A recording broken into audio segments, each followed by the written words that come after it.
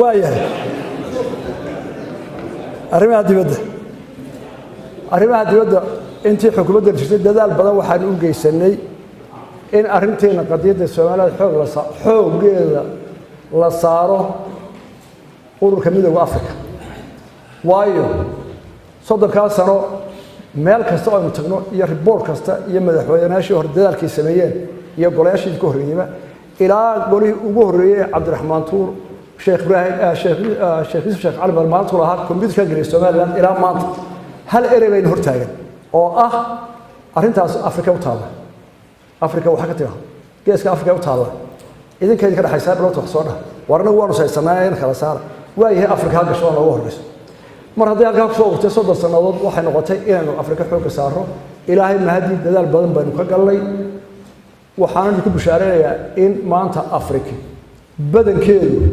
u dhagan ugu shahay in qadiyadda Soomaaliland la keeno golaha Afrika Soomaaliya Soomaaliland arintooda la galo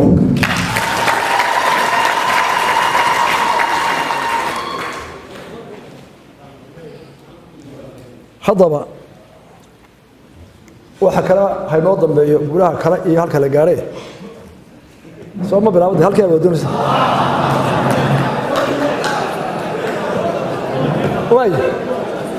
waxaan ka bixinayaa arrinta warkeeda maanta aad loo hadalhayo laba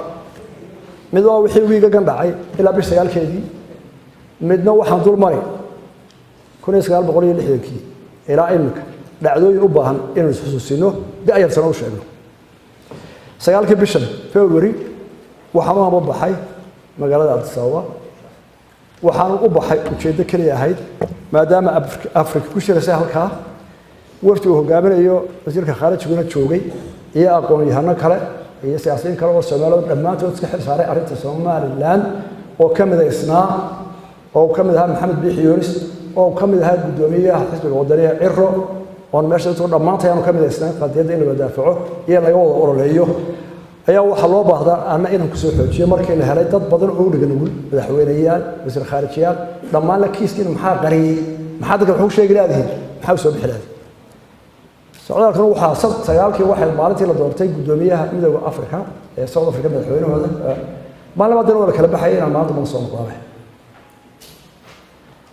9kii markii aan tagay ee ololaha iyaga aan galay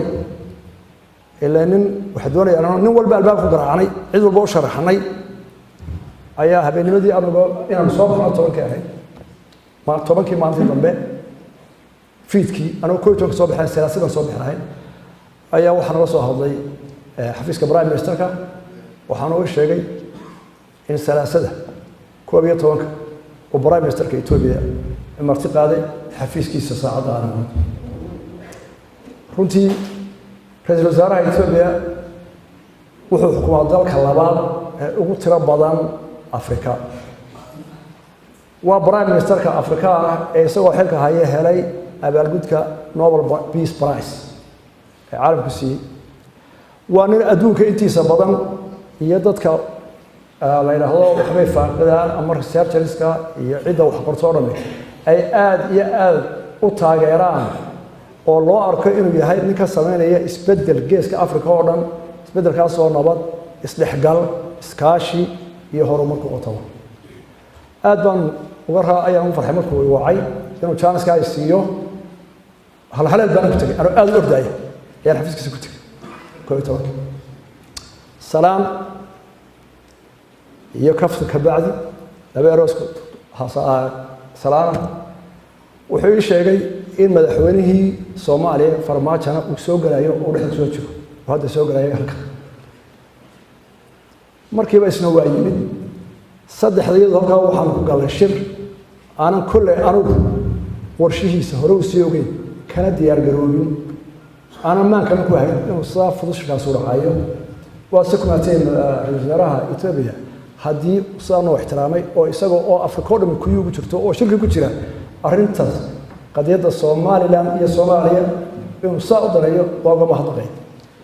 هل كان لبق وحن مدير بانشوغي وحي بلغوا هذا وقها برايم مستر أبيه وحي وحن دوريه والديار وهم سو ديار قولون سو حق حلي إن عن دح قالوا لبعضها دح تعالى Soomaaliya iyo Somaliland way raagtay waa arrin Afrika u taala waa arrin geeska Afrika u taala marka arrintaa waa galaya Somaliland diyaar mahay waan aqbalay inuu arrinteena soo dhex galo ra'iisul wasaaraha dowladda Itoobiya halka wax ka badan Maxamed Cabdullaahi waa aqbalay inta wax ka badan oo barnaamij iyo ajanda iyo faahfaahin mid laba galin waqtigeeda lama helin madaxweynayaal baa meesha istaba socday inta iyo Soomaaliya waa yahay aanu diyaar garoobina ayaan ku kala nimid waxa kale oo jira dawlada dhowr oo Afrika leh oo Yurub leh oo Asia leh oo ku jiray arrinta inay dhex galaan Soomaaliya waxa kamid ah Turkiga waxa kamid ah Sweden oo labaduba noo yimid iyagoo wada socdaalka noo yimid oo ku diyaar baan u nahay wada hadal kartaydu way noo duubanta geed walbana diyaar baan u haynaa kartaydu ku gallo anaga u baahan wax dhex gala labada dawladood waxay waliba culays badan saareen madaxweynaha Djibouti oo yiraahdeen adiguna nagu soo biir haddaan nahay Turkiga iyo Sweden oo isaguna ay soo weydiiyay oo arrintaas la yiraahdo maxaan ka yaraan kuri aad iyo aad baan soo dhaweynaa inaad soo gasho cid wal artay soo galaysa waan u baahanahay gartaydu way noo go'antay fagaara kama baqayno war ma qabno gartaydu way noo taala waa noo duwantay arrintaas intaas ku dhamaatay saasa lagu soo kala mudday bishan 13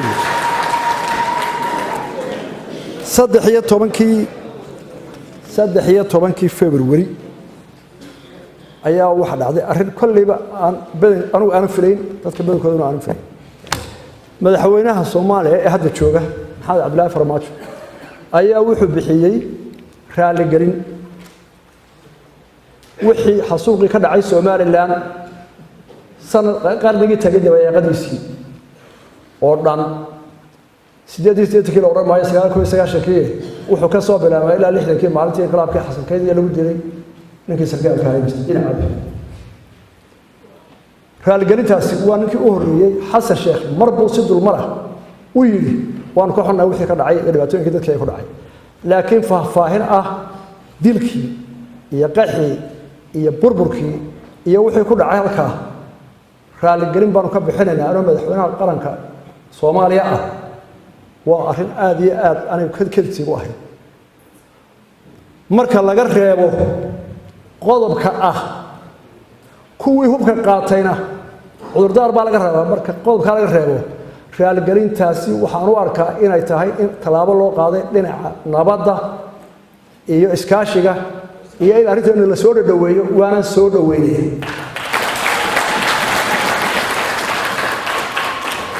waayo garusho waasi erayada qaar oo dadka qaarkood laga yaabo inay siyaalo akhriyaan waxa ka weyn adiga qura kulama hadlayo ninka hadlayo raaligelinta bixinay inta in ay ka soo horjeeda oo aan saa warkaynin ayuu la hadlay caalamka la hadlay marka maanta halkaas waxay ahayd bilow fiican oo arrinta laga geli karo garowshahaasina waa koow anna waa gudoomayna waxa raacay hadaba waxa xumeeyay oo ka dabiyay arrintaasi hadal haynta imaatinka madaxweynaha Soomaaliya leeyahay Hargeysa imanaya waa laba aan isqaban raali gelin baa bixinaya oo waxa soo damiya qaranaya iyo waan imanaya waa laba aan isqaban gadaal baynu ka hadlay doonaa waxaan ka oranaynaa imaatinkiisa laakiin waxaynu raacaynaa maxaa dhacay hadaba raali gelintan maxay ku timi maxaa dhacay Jamhuuriyadda Soomaaliland 73 sano waxay ahayd mustacmaradii ama maxamiyadii Ingiriiska 1960 bishii Juulaay kowdeedii Soomaaliland iyada oo dawladda oo lixsha dawlad ahayd dawladdii 15aad ee Afrika ay xorriyadda ka qaadatay mustacmaraadka oo ay aqoonsadeen 35 dawladood ayaa waxay la mudowday dawladdii ka dhalatay Soomaaliya oo markaa ahayd meel ay dusha ka ilaaliyaan sicooda qurmaan ka dhaxaysa oo maalinta Talyaaniga loo dhiibay Talyaanigu haystay ayaa kawdii joogay ay xorriyadeeda qaadatay bal qabso iyaga si gaar ah ma itiraafin shardi kaliya ayay Soomaaliland kula midowday Soomaaliya iyo koonfurti shardigaasi wuxuu ahaa in la helo shantii Soomaaliyeed oo midooba taana waa la waayay 30 sano oo la raadinayay madaxweynihii ugu dambeeyay ee Soomaaliya wuxuu si rasmi ah uga noqday midnimadii la raadinayay shanta Soomaaliyeed dabayaaqadii qarnigii tagay waxaana ku caddahay komunikeeyadii ka soo baxay shirarkii uu ku galay Djibouti iyo Addis Ababa waxa kale oo jooga oo caawa nool markii laga soo noqday dagaalkii 78kii shir uu wasiirada isugu yeeray rag nool caawa oo Hargeysa qaarkood joogaan markii uu soo jeediyay ku daalay raadinta Soomaali weyn oo waynu ka noqonaynaa danteenu ka raacayna taasina waa dhaabad mirtada markii loo codeynayay dastuurkii midnimada sanadkii 61kii dadka Soomaaliland boqolkiiba 8 baa diiday aftida iyo dastuurka lagu midoobay waxa ka horeysay ma jirin maxay diideen Soomaaliland markaa yaa la soo diiday waxa uu diideen ma jiro ilaa maanta mana dhamaystira axad lagu midoobay oo labada dawladood saxdeen oo heshiis ahaa oo dhamaystiran oo xeer caalami ah noqon kara ma jiro 30 sanado midaysan markhaatigeeda laga sheegay inqilaabkii 10 December ka dhacay Hargeysa ee saraakiishii Soomaaliland ciidamada ay doonayeen inay ku socdaan xorriyadda markay arkeen inaan heshiis axadi jirin oo ka dhaxeeya labada markii la xiray ragii inqilaabka wada xasan kaydii lahaa Allah u xariistay maxkamad baa la geeyay xamar ku taal 2 sanadood maxkamadda socotay markii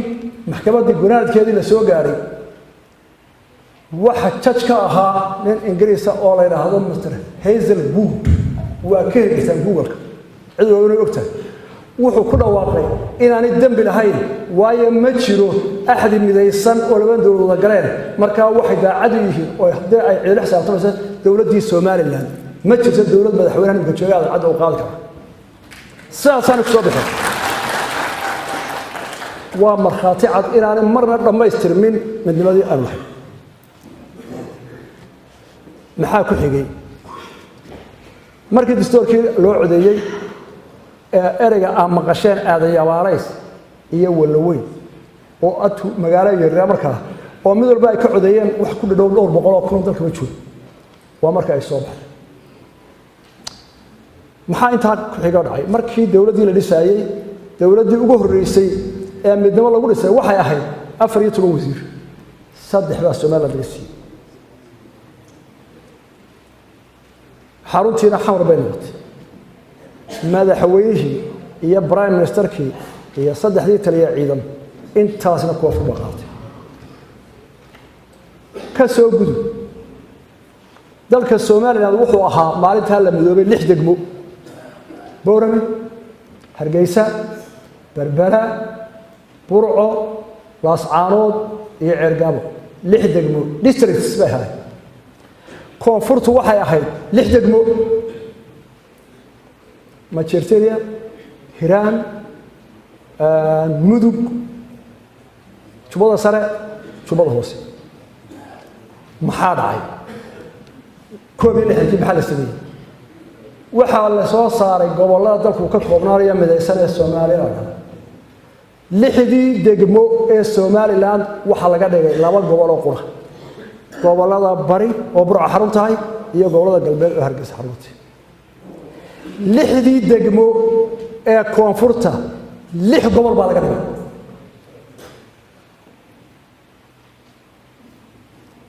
كسوق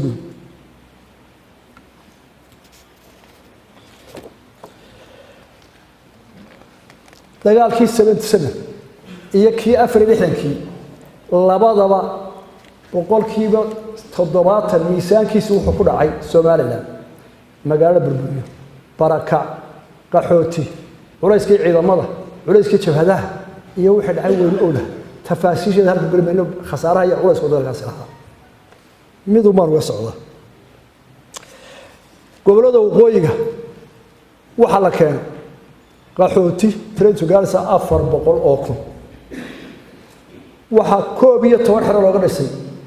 Soomaaliland jalaqsi oo kaliya ayaa xero looga dhisay koonfurta inta ay mideysnaayeen labada dal wixii dhaqaale horumarina ama mashaariica ee caalamka ugu deeqay bariga galbeed wixii laga guraayay Ruushka Mareykan iyo Carabba oo bariga aad u irmaanaa boqolkiiba 7 kaliya ayaa ka soo gaaray Soomaaliland oo ahaa wadada ka soo burca soo gaadha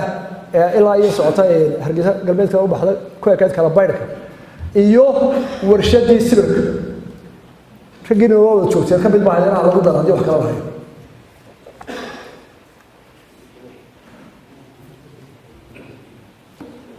halka markay marayso waxa lagu dhawaaqay asal si loo raadceeyo xorriyadii Soomaaliland ee luntay 60kii dagaalkii ugu weynaa wuxuu dhacay 1988kii dawladdii markaa jirtay waxay soo weerartay shacabkii iyo magaalooyinkii Soomaaliland boqolkiiba 90 magaalooyinka qaar ayaa la baabiyay magaalooyinka waaweyn oo dhan waa la burburiyay buuga ay qortay dawlad dadkeedii dilaysa raaqiye ay qoreen qolada maartay xuquuqda aadamiga ayaa sidii u hayay muddo laba wiiga waxa lagu dilay 50 kun oo qof magaalada Hargeysa iyo Burco iyadoo magaalada ka weynta leegay diyaarada magaalo walba ay burburinayay haddana meelaha dadku badan waxa lagu weeraray diyaarado taangi madaafiic iyo gaasas ciidamo lugaha waxa barakacay 600 oo kun oo deganaa magaalooyinka waaweyn ee Soomaaliland mid walba gobol walba ayaa ka qaxay oo u farxaday gobolada jaarka ah iyadoo xiriyo waaweyn looga sameeyay bariga Itoobiya kontanka kun ee hore ee wiiga diyaaradaha iyo madaafiiciyaan ku laayeen in ka badan oo ilaalkeeda ayaa sirc iyo darxumo u dhimatay umul daale waayeen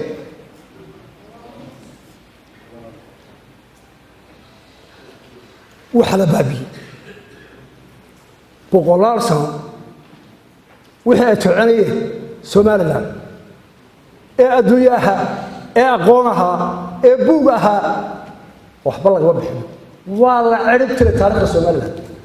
si ula ka soo baabiyay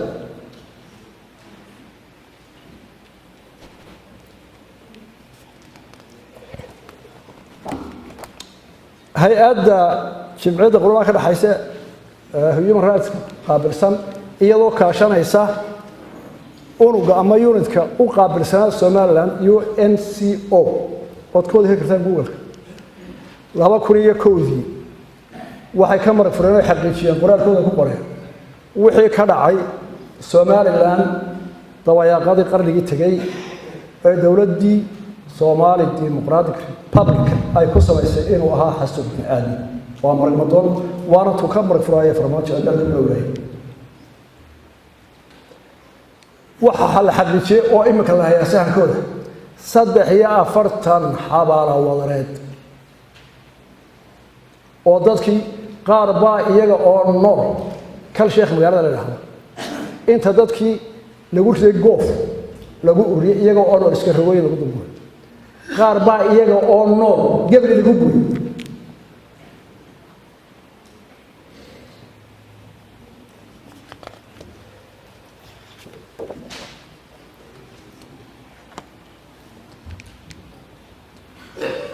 waxaa soo marka soo iyadoo waxaa soo dhamay dhaceen 18 May Soomaaliland burcay soo timi markay aragtay Soomaaliland wax garadkeedu ugu dhamaa markay aragtay inaanu jirin axad midaya Soomaaliya Soomaaliland oo dhammaystiran oo caalamiga sharci qabanaya markay aragtay sida dowladda Soomaaliya ee la yiri hal doorashadii Soomaaliya loogu hunkoobay in Soomaaliland ay walba u tashaday markay Soomaaliland aragtay in dowladda Somali Democratic Republic ay si toos ah uga noqotay ballantii ahayd Soomaaliland hal doon markay aragtay Soomaaliland ay garowsatay burburka iyo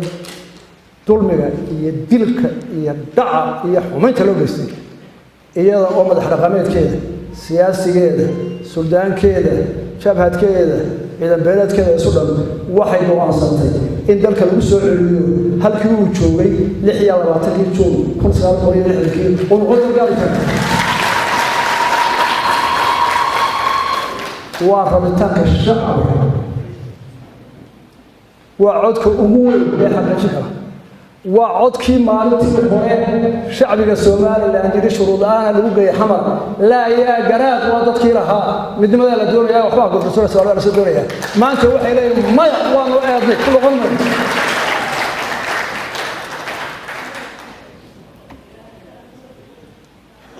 intii ay saddex sanadood kala maqnayn intii ay jirtay Soomaaliland waxa taa ka dhacay wixii hore dhacay صدق كاسر دولة الصومالية يسجد دمبي تامان تقول كتير دجال كاي هرا كأذن وعالم كأورنا أيه أوجره إن أنا الصومال لا تهجري إن عرقبة تيان إن أدون كل كوتش سدا وأدون الصومال لا إن أحيي قراء أي أدون صدام أو قارن أي أدون وأنا الصومال لا يهجري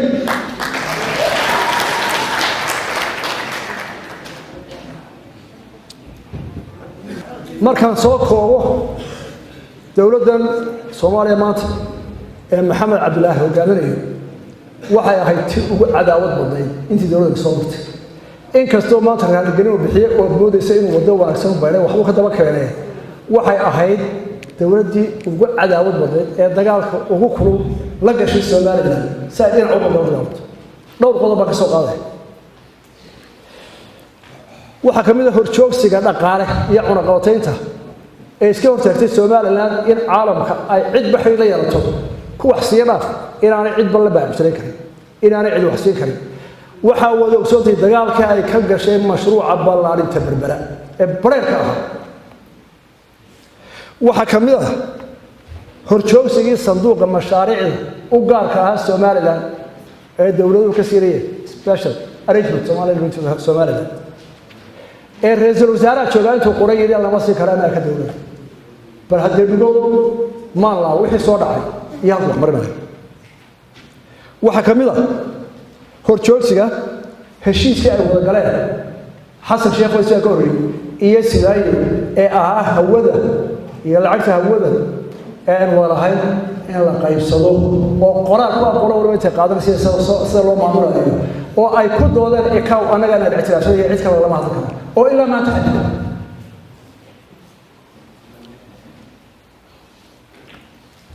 waxa kamid ah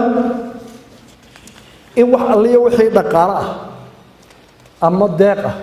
waxbarasho caafimaad infrastructure ee caalamku ku bixiyo magaca dawladda Soomaaliyeed ee naga dhaxaysay inay ku go'aansadeen dhammaantood in aan Soomaaliya waxba loo gudbin ilaa iyaga loo soo mariyo Soomaaliland taa way diiday codkooda ma soo saxeeyay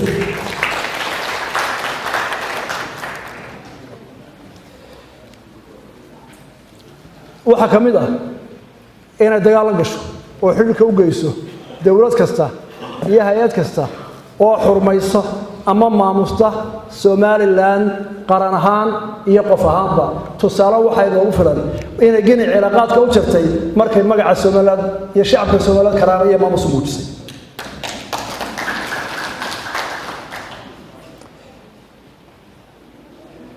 waxaan ku soo koobayaa waxa soo dhacay 60 sanadood dul xaadiska ah oo kun buug beej laga qori karo oo dokumentigooda iyo waaqicigooda lahayn ee aan ahayn la kaciya caadifad maanta Soomaaliya iyo qolada koonfur badhaho laba qodob ay baynu walaaltinimo iyo iskaashi iyo nabad ku gaar karnaa laba qodob oo kaliya balanka mid saxda ah ay keen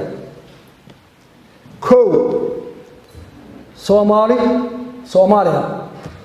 qolada koonfureed inay xishmayso oo xurmayso go'aankii shacbiga Soomaaliland iyo xaqa ay u leeyihiin inay go'aankooda iyo rabitaankooda kaga baxaan midowgii ay sida toddobaadnimada u galeen ee shacbiga Soomaaliland gaaray 18 May 1991 inay ixtiraamaan kaliya ayay ku heshiin karaan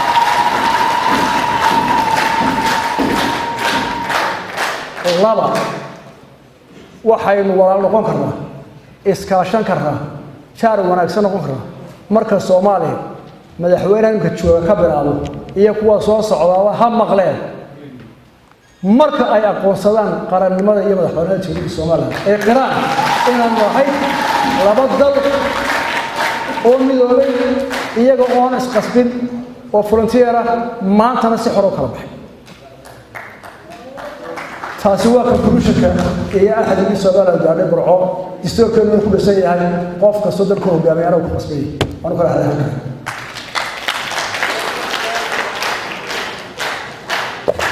waxaan u soo degayaa hadal haynta madaxweynaha Soomaaliya imanaya Soomaaliland hargeysa maay horta waa hadal hayn laakiin hadal haynta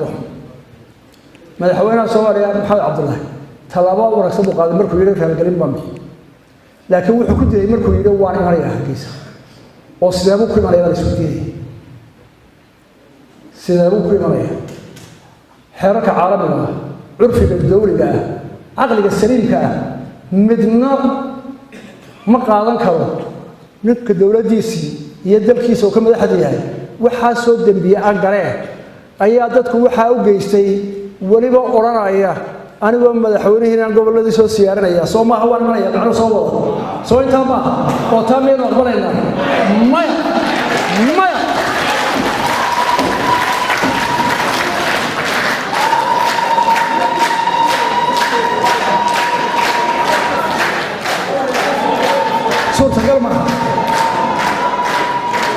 ما يلينو صورة قال ما ها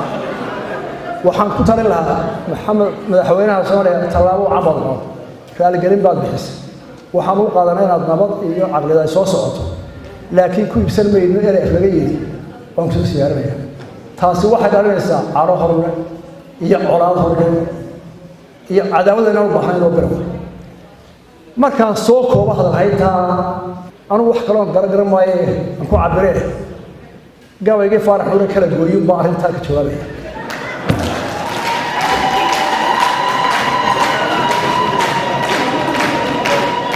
فارح وحلي وصل بيره فورا القياحان قيل قرناي فورانا في لقى قفلي قدرنه سيالي تقوم باهكي لقو قطري فورا صوري ما نيجي بدي الله يقرشان الله يقرش